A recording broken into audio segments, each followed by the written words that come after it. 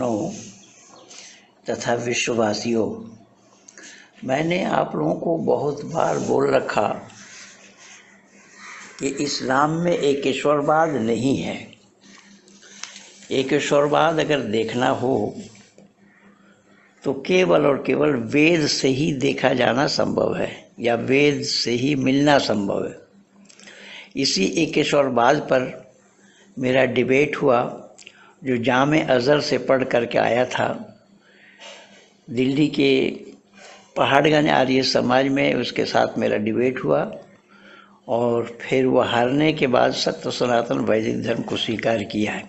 दिल्ली आर्य प्रतिनिधि सभा के प्रधान अब नहीं रहे, ब्रह्मचारी भाई माननीय राज सिंह जी स्वर्गीय, तो उन्होंने उसे एडॉप्ट कर लिया है, अपना बेटा माना है और उसको पढ़ने का खर्चा करते। तो उसी लड़के को मैं बेंगलोर में ओम शांति धाम वाले गुरुकुल में एडमिशन करा करके आया और वहीं से वो वेद को स्वस्वर भी सिखाए।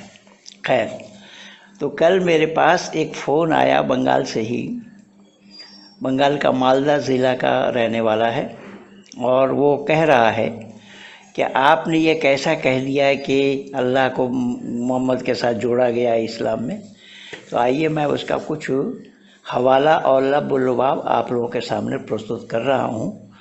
यद्यपि ये प्रमाण 24 जगह से है, मैं कुछ प्रमाण यहाँ प्रस्तुत कर रहा हूँ, लंबा होना हो जाए इसलिए। कुरान के अंदर में अल्लाह ने ज़िक्र फरमाया है सूरह अल इमरान आयत नंबर 32 में, कुल अतीउल्लाह व रसूल फ़इन ताबू फ़इन्नल्लाह ला युहिब्बुल काफ़िरीन। कह दो अल्लाह और रसूल का आज्ञा पालन करो, फिर यदि वह मुंह मोड़ ले तो अल्लाह भी इनकार करने वालों में से प्रेम नहीं करता। तो पहला शब्द आया है यहाँ देखिएगा, कुल अतीउल्लाह। कह दो कि अल्लाह इताअत, अतीउल्लाह अल्लाह की इताअत, व अतीउर रसूल और रसूल की इताअत। इताअत माने अनुगत स्वीकार करना, उनके आदेश का पालन करना, उनके ताबेदारी करना आदि आदि होता है। फिर 132 नंबर आयत में बताया है कि वातिउल्लाह वातिउर रसूल लअल्लकुम तुरहमून। यही सूरह आल इमरान आयत नंबर 132 में बताया, और अल्लाह के रसूल के आज्ञाकारी बनो। अब देखिए यहाँ शब्द वही आया है, आज्ञाकारी बनो किसकी? अल्लाह की और अल्लाह के रसूल की। तो जैसा आज्ञाकारी अल्लाह का बनो वैसे ही आज्ञाकारी रसूल का बनो। फिर एक ईश्वरवाद कहाँ हुआ? अल्लाह के साथ रसूल जुड़ा हुआ कहाँ नहीं है? यहाँ तो साफ शब्दों में यही बताया है, वातिउल्लाह व रसूल लअल्लकुम तुरहमून, कि जैसे आज्ञाकारी अल्लाह का वैसे ही आज्ञाकारी रसूल का भी बनो। इसी तरीके से सूरह 4 आयत नंबर 59 में बोला, या अय्युहल्लज़ीना आमनु अतीउल्लाह व अतीउर रसूल व उलिल अम्र मिनकुम, कि ऐ ईमान लाने वालों अल्लाह की आज्ञा का पालन करो और रसूल के आज्ञा का पालन करो। अब आज्ञा के आज्ञा का अल्लाह का आज्ञा और रसूल की आज्ञा, दोनों की आज्ञा का पालन करने वाला ही मुसलमान कहला सकता है, उससे पहले कोई मुसलमान नहीं। आगे क्या बताया और देखिए, आगे सूरह तगाउन सूरह नंबर 64 आयत नंबर 12 में बताया है, वातिउल्लाह वातिउर रसूल फ़इन तवल्लैतुम फ़इन्नमा अला रसूलिनल बलागुल मुबीन। अल्लाह की आज्ञा का पालन करो और रसूल की आज्ञा का पालन करो, किंतु यदि तुम मुंह मोड़ते हो तो हमारे रसूल पर बस स्पष्ट रूप से संदेश पहुंचा देने की जिम्मेदारी तुम्हारे ऊपर है। आगे और बताया है सूरह माइदा आयत नंबर 92 में, वातिउल्लाह वातिउर रसूल वाज़ू फ़इन तवल्लैतुम फ़अलमू अन्नमा अला रसूलिना बलागुल मुबीन। अल्लाह की आज्ञा का पालन करो और रसूल की आज्ञा का पालन करो और बचते रहो, किंतु यदि तुमने मुंह मोड़ा तो जान लो कि तुम्हारे रसूल पर केवल स्पष्ट रूप से पहुंचा देने की जिम्मेदारी। अब देखिए, जैसा आज्ञा अल्लाह का है वैसा ही आज्ञा रसूल का है, जैसा आज्ञा अल्लाह का मानना है वैसा ही आज्ञा रसूल का भी मानना है। आगे और क्या बताया देखिएगा सूरह अनफाल में। सूरह अनफाल यहीं से शुरू हुआ है। यसअलूनका अनिल अनफाल कुलिल अनफालु लिल्लाहि व रसूलिही फत्तकुल्लाह व अस्लिहू ज़ात बैनकुम व अतीउर रसूल व अतीउल्लाह व रसूलहू इन कुंतुम मुमिनीन। यहाँ बोला है वे तुम में गनीमतों का विषय में पूछते हैं, कहो गनीमतें अल्लाह और अल्लाह के रसूल की है। ये जो लूट की माल थी उस माल के संदर्भ में बताया जा रहा है। यहाँ देखिए, लूट की माल अल्लाह की और अल्लाह के रसूल की। ये तो बात समझ में आती है कि रसूल दुनियादारी में थे, उन्होंने शादी की, पत्नी बच्चे आदि थे, तो माल तो रसूल के लिए ठीक है, लेकिन अल्लाह की हिस्सा उसमें, अल्लाह की हिस्सादारी अल्लाह क्या करेंगे उन मालों का।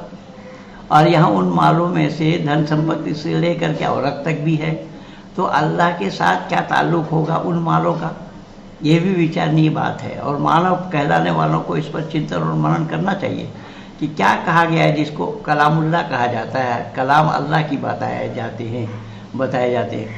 तो अल्लाह के कलाम में क्या है। अब माल अल्लाह का हिस्सा है उसमें, और गनीमत के माल अल्लाह जो हिस्सा ले रहे हैं, अल्लाह उस हिस्सा को कहाँ ले जाएंगे, किसको देंगे, कहाँ करेंगे, क्या करें। अल्लाह का हिस्सा का क्या मतलब, मेरा कहने का तात्पर्य तो माल गनीमत जिसको बोला है, माल गनीमत वो है कि लड़ाई में, जिहाद में जो सामान लूट के आते थे, चाहे वो धन संपत्ति से लेकर के औरत तक, ये सब माल गनीमत कहा जाता है। तो वो माल जो ले आए वो किन की है, तो यहाँ साफ कहा अल्लाह और अल्लाह के रसूल की है। अतः अल्लाह से डर रखो और आपस में संबंधों को ठीक रखो और अल्लाह और उसके रसूल की आज्ञा का पालन करो। देखिए, जहाँ अल्लाह की आज्ञा है वहाँ रसूल की भी आज्ञा है। अल्लाह की आज्ञा का पालन करो और रसूल की आज्ञा का पालन करो, तुम ईमान लाने वाले हो। ये सूरह अनफाल में बताया। और आगे कहा है वातिउल्लाह व रसूल फला वला तनाज़उ फतफशलू वतज़हबू ये हुकुम वस्बिरू इन्नल्लाह मअस साबिरीन। ये सूरह अनफाल आयत नंबर 46 में बताया है। और अल्लाह और उसके रसूल की आज्ञा मानो और आपस में न झगड़ो, अन्यथा हिम्मत हार बैठोगे। आपस में ना झगड़ो। लेकिन ये कुरान के मानने वाले अफ़गानी क्या कर रहे हैं, अफ़गानिस्तान में क्या हो रहा है, ये सब कुरान के मानने वाले हैं।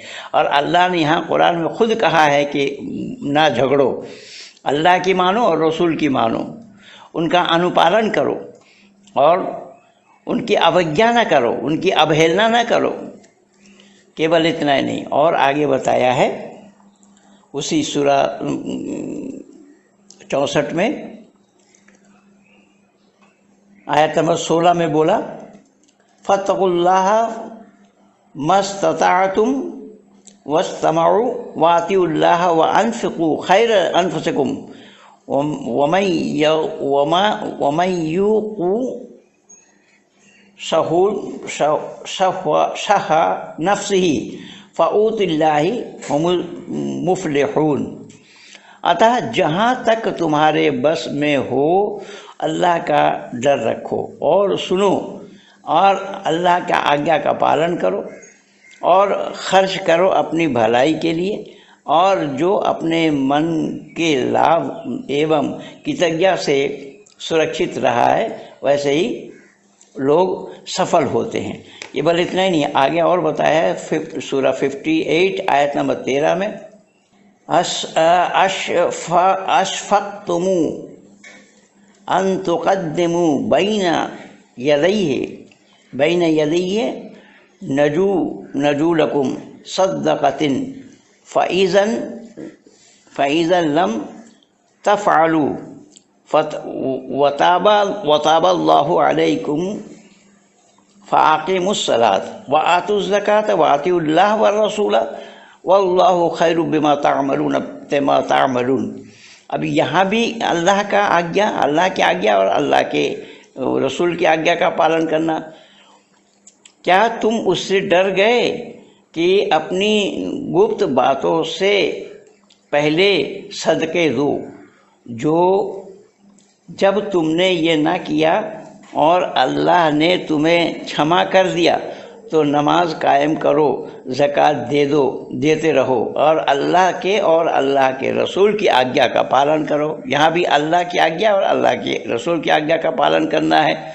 अल्लाह के रसूल की आज्ञा को पालन किए बिना कोई अल्लाह को पा नहीं सकता है। ये है एकेश्वरवाद इस्लाम का। अब इसको एकेश्वरवाद कहें या क्या कहें, ये तो बुद्धिजीवी लोग, पढ़े लिखे लोग ही इसको विचार करेंगे इस पर। फिर इतना ही नहीं, सूरह 24 सूरह नूर में और बताया है, कुल आतिउल्लाह व आतिउर रसूल फ़इन तवल्लौ फ़इन्नमा अलैहि मा हुम्मला व अलैकुम मा हुम्मिलतुम। और यहाँ क्या बोला है, वइन तुरीदूहु तहतज़ू वअलर रसूल इल्लल बलागुल मुबीन।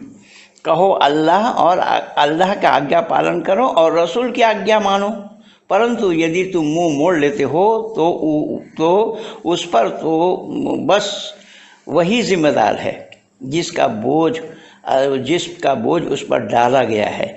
यहाँ भी साफ कहा है अल्लाह का आज्ञा का पालन करो और रसूल की आज्ञा का पालन करो। केवल इतना ही नहीं, आगे और बताया है वातिउल्लाह वातिउर रसूल वहजुरुम।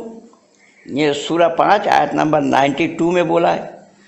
तो कहने का तात्पर्य यह है कि अल्लाह की आज्ञा का पालन करो और रसूल की आज्ञा का पालन करो और बचते रहो, किंतु यदि तुम में से कोई मुंह मोड़ लेता है तो उसके लिए ज़िम्मेदार रसूल नहीं है, उसके लिए ज़िम्मेदार तुम हो। तो इस तरीके से 24 आयतें हैं ये आज्ञा अल्लाह का पालन करने का और मोहम्मद का पालन करने का। और फिर भी ये कहे जा रहे हैं कि नहीं है। ये सभी बातें उसने बंगला में बोली है और उसकी चुनौती को मैंने स्वीकार किया और वो खुद बोल रहा है कि मैं आपको खुली चुनौती दे रहा हूँ। तो खुली चुनौती दे रहा हूँ, वो डिबेट के लिए मुझे मालदा में बुला रहा है। भाई मालदा में बुलाओगे, बंगाल में कौन व्यवस्था करेंगे? और मेरा दिया हुआ है कि मेरा डिबेट स्थल है ग्रेटर नोएडा सूरजपुर आर्य समाज।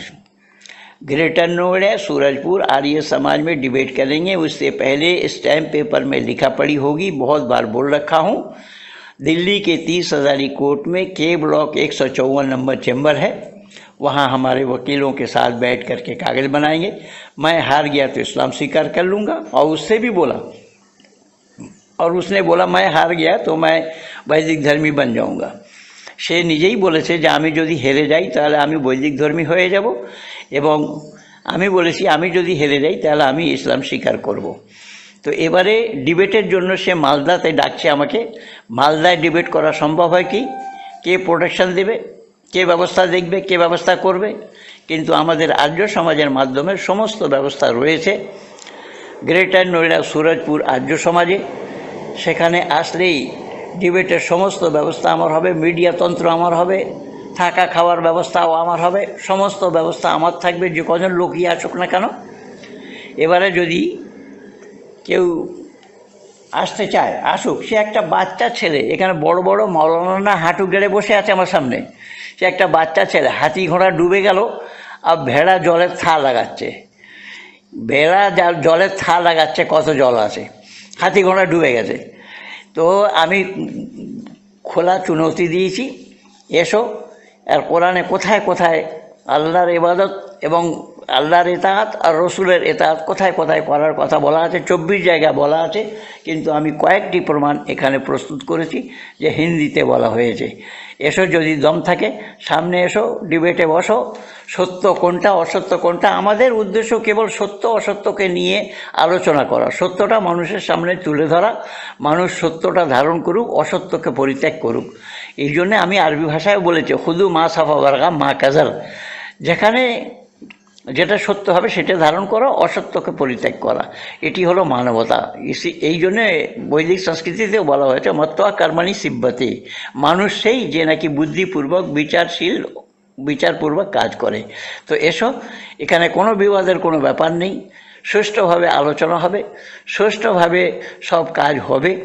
আমি সমস্ত ব্যবস্থা করব, সমস্ত ব্যবস্থা আমাদের আর্য সমাজের মাধ্যমে থাকবে। যদি ডিবেট করতে ইচ্ছুক হও তাহলে এসো, গ্রেটার নয়ডা সুরজপুর আর্য সমাজ, সেখানে সমস্ত ব্যবস্থা আছে। কিন্তু শর্ত তার আগে বলে দিয়েছি আমি, স্ট্যাম্প পেপারে লেখাপড়ি করতে হবে, স্ট্যাম্প পেপারে লেখাপড়ি করতে হবে। আমি হেরে গেলে তোমার, তুমি হেরে গেলে আমার, দুটুকে হবে এই সম্পর্ক। এসো, যদি হিম্মত থাকে সামনে এসো, বাকি কথা পরে হবে। धन्यवाद के साथ पंडित महेंद्र पाल आर्य, मैंने इनको चुनौती दी, इनकी चुनौती स्वीकार किया। अब जिनको चर्चा करनी हो वो सामने आए और बाकायदा बैठ करके हम इस पर चर्चा करेंगे।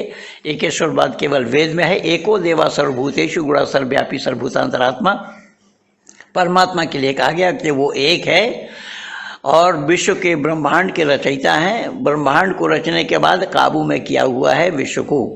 वो कितना है तो फौरन बताया गया है, न द्वितीय न तृतीय चतुर्थ न प्युच्यते न पंचम न षष्ठ, वो 8-10 तक गिनाया गया है कि परमात्मा एक है। वो 2 नहीं, 3 नहीं, 4 नहीं, 5 नहीं, 6 नहीं, 7 नहीं, 8 नहीं, 9 नहीं, 10 भी नहीं है। वो एक है, अकेला है, तन्हा है, उसके नाम के साथ किसी का नाम जुड़ा हुआ नहीं है। लेकिन यहाँ अल्लाह के नाम के साथ कलमा में ही मोहम्मद का नाम जुड़ा है। यानी ला इलाहा इल्लल्लाह कहते कहते किसी मुसलमान की ज़ुबान से झाग निकल कर अगर वो मर जाता है, वो मुसलमान नहीं कहला सकता है, न बन सकता है, जब तक कि मोहम्मदुर रसूलुल्लाह न कह ले। শোনো বাচ্চু, শোনো, তুমি তো বলেছো একেশ্বরবাদ আছে ইসলামে, তোমার কলমাই একেশ্বরবাদ কোথায়? তোমার কলমা আল্লাহর নামের সঙ্গে মোহাম্মদের নাম জুড়ে আছে। তুমি লা ইলাহা ইল্লাল্লাহু মুহাম্মাদুর রাসূলুল্লাহ তোমাকে বলতে হবে। লা ইলাহা ইল্লাল্লাহ যদি বলতে বলতে তোমার মুখ থেকে ঝাঁক বেরিয়ে যদি তুমি মারা পড়ো, তাহলেও মুসলমান হবে না, হতে পারবে না। মুসলমান হতে গেলে মোহাম্মদুর রাসূলুল্লাহ বলতে হবে, মোহাম্মদকে আল্লাহর নামের সঙ্গে জুড়ে দিতে হবে। দ্বিতীয় কলমাতে সেখানে ও বলা হয়েছে আশহাদু আল্লা ইলাহা ইল্লাল্লাহু ওয়াহদাহু লা শারীকা লাহু ওয়া আশহাদু আন্না মুহাম্মাদান আবদুহু ওয়া রাসূলুহু। সাক্ষ্য প্রদান করে দিয়েছি আমি, নেই কোনো উপাসক এক আল্লাহ ছাড়া, মোহাম্মদ মুস্তাফা সাল্লাল্লাহু আলাইহি সাল্লাম আল্লাহর বান্দা এবং আল্লাহর রসুল। এ আল্লাহর নামের সঙ্গেই জুড়ে আছে। আল্লাহর নামের থেকে আলাদা করতে পারবে মোহাম্মদকে? তো এসো, নাচানাচি করার দরকার নেই, সুষ্ঠুভাবে শান্তভাবে এসো, মানুষ দেখুক, পৃথিবীর লোকেরাও জানুক সত্য কোথায় অসত্য কোথায়। আমি নিমন্ত্রণ দিলাম पंडित महेंद्र पाल आर्य। इसमें फ़ोन करने वाले का नंबर डाला हुआ है, आप लोग फ़ोन करके उन्हें बाहर ला सकते हैं, उन्हें डिबेट के लिए तैयार कर सकते हैं। বাংলা ভাষায় বলছি যে আমাকে ফোন করেছিল মালদা থেকে, সে তার নম্বরটা আমি দিয়ে রেখেছি, তাকে ফোন করে যদি ডিবেটের জন্য তৈরি হয়, সে যা বলেছে তার বক্তব্যটাও লাগিয়ে দিচ্ছি আমি এখানে, তার সঙ্গে কি কথা হয়েছে আমার, আর তার নম্বর দিয়ে দিয়েছি আমি। তার সঙ্গে সম্পর্ক করে আপনারা সামনে নিয়ে আসুন, ডিবেট হোক, পৃথিবীর মানুষরা জানুক সত্য কোথায় অসত্য কোথায়। ধন্যবাদ। Hello hello hello, K Panditji? This call is now being recorded. আপনার সাথে একটু ছিল, মানে কথা ছিল। কে?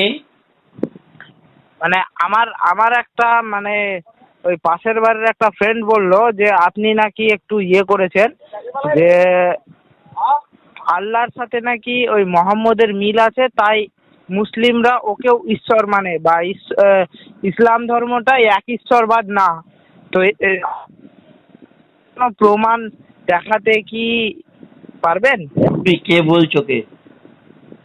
আমি এই যে অজয় সাহা নামে কিছুদিন আগে একটা ছেলে আপনাকে ফোন করেছিল, ওই আমাকে সবকিছু খুলে বললো। হ্যাঁ, ও আমার ভিডিও ওখানে লাগানো আছে, কোরআন থেকে হাওয়ালা দিয়েছি, প্রমাণ দিয়েছি। কোরআনে হ্যাঁ। কোথায় বলেছে আল্লাহকে পেতে গেলে মোহাম্মদকে পেতে হবে, কোথায় বলা হয়েছে সেটার প্রমাণ দেওয়া রয়েছে। আপনি কি এখন দিতে মানে পারবেন? হ্যাঁ, আপনি কি এখন, আপনি যদি প্লিজ একটু বলেন তো খুব ভালো হয়। কোথায় আছে এটা? কোরআন আছে তোমার কাছে? কোরআন, হ্যাঁ অবশ্যই আছে। খোলো। খুললাম, বলেন। দাঁড়ান একটু। হ্যাঁ পণ্ডিতজি বলেন। 1 মিনিট দাঁড়াও। হ্যাঁ প্লিজ বলেন। যদি এ প্রমাণ দিতে পারি তাহলে ইসলাম ছেড়ে দেবে? হ্যাঁ অবশ্যই। হ্যাঁ? আপনি যদি দিতে পারেন হ্যাঁ, তো আমি ইসলাম ছেড়েই দিব। ঠিক আর বলছো। হ্যাঁ মানে আপনাদের হিন্দু ধর্মটাই আমি মানে গ্রহণ করব, কিন্তু আপনাকে যথাযথভাবে প্রমাণ দিতে হবে। হ্যাঁ, সেই কথাই বলছি আমি, সেই কথাই বলছি। আমি যদি প্রমাণ না দিতে পারি তো আমি ইসলাম স্বীকার করে নেবো। হ্যাঁ অবশ্যই। আপনি আপনি আপনি আপনি প্রমাণটা দেন না এখানে। আমি কি বলছি প্রথমে শুনে নাও না। হ্যাঁ আমি বলছি বলেন। আমি যদি প্রমাণ না দিতে পারি আমি ইসলাম স্বীকার করব। ও হ্যাঁ হ্যাঁ আমি যদি প্রমাণ দিতে পারি তুমি তাহলে ইসলাম ছেড়ে দেবে? হ্যাঁ অবশ্যই, ঠিক ইনশাআল্লাহ। ঠিক বলছো? হ্যাঁ ঠিক বলছি, ইসলাম ছেড়ে দিব। আচ্ছা, আমি চ্যালেঞ্জ করছি, চ্যালেঞ্জ আপনাকে ওপেনলি চ্যালেঞ্জ করছি। আপনি যদি ডিবেট করতে চান আমি একদম রাজি। হ্যাঁ, তো আপনার সাথে ডিবেট করব আমি। সামনে। আপনি যদি চান, হ্যাঁ, আপনি যদি চান যে ওই ডিবেটের ব্যাপারে আমি একদম রাজি, একদম। শোনো, যেখানে আছেন। তো এই ডিবেট তো সামনে এসে করতে হবে, এ তো মোবাইলে ডিবেট হবে না। হ্যাঁ তো আপনি আসেন, আমাদের এখানে আসেন। আমি কোথায়? একদম রাজি। হ্যাঁ কোথায়? আমার বাড়ি হলো আপনার মালদা জেলাতে, তো ছাড়েন সব। আপনার বাড়ি কোথায়, আমার বাড়ি অনেক মানে ডিফারেন্ট আছে। কিন্তু তাই আমি দেখেন মানে এসব কথা বলে না মুসলিমদের বিভ্রান্ত করার চেষ্টা তো করবেনই না, কারণ আরে উল্লুর মতো কথা বলিসনি। ধর, ওয়াসিউল্লাহ ওয়াসিউর রাসূল সূরা আল ইমরান আয়াত নাম্বার 132 বের কর। আতিউল্লাহ আতিউর রাসূল, হ্যাঁ বাপ রে, এটা তো কোরআনে শুধু সূরা আল বাকারা কেন, এটা তো সূরা নূরে আছে। আমি বলছি সূরা আল ইমরান বের করে খুলে পড়ে শোনা আমাকে। সূরা আলে ইমরানের কত নম্বর আয়াতে প্লিজ বলেন? 32, 132। 132 খুলছি, পুরোটা একদম পড়ছি, দাঁড়ান আপনি। হ্যাঁ, আপনার পড়। আর দাঁত খুলে হাতে এসে যাবে। যদি এখানে আমি সব রেকর্ড করছি, তুই বলেছিস যে আমি না যদি প্রমাণ দিতে পারি তাহলে প্রমাণ যদি পেয়ে যাই তাহলে ইসলাম ছেড়ে দেবো। আর সব রেকর্ড করা হচ্ছে আমার, দেখাচ্ছি এবার মজা খানা। আরে শোনেন মুঝে খুলে বলে আমাকে শোনা, ওখান থেকে শোনা। হ্যাঁ এখানে লেখা আছে ওয়াতিউল্লাহ ওয়াতিউর রাসূলুহু। এখানে এটার মানে হচ্ছে আর তোমরা অনুগত্য করো আল্লাহ ও রাসূলের, যাতে তোমাদেরকে দেওয়া হয়। অনুগত্য কি অনুগত্য বলতে গেলে কি বোঝায়, কাকে বলে অনুগত্য? মানে অনুগত্য বলতে এখানে আপনি যদি আরে এই আয়াতের আপনি আরে করবি না, আরে করবি না। আরো সূরা নিসা আয়াত নাম্বার 59 দেখ। আরে শোনেন আপনি প্লিজ শোনেন। আরে বলছিস অনুর মতো কথা বলবি না বলছি। আরে বলছিস কেন দাদা? শোনেন এটা আপনি কিন্তু মানে বিভ্রান্ত করছেন।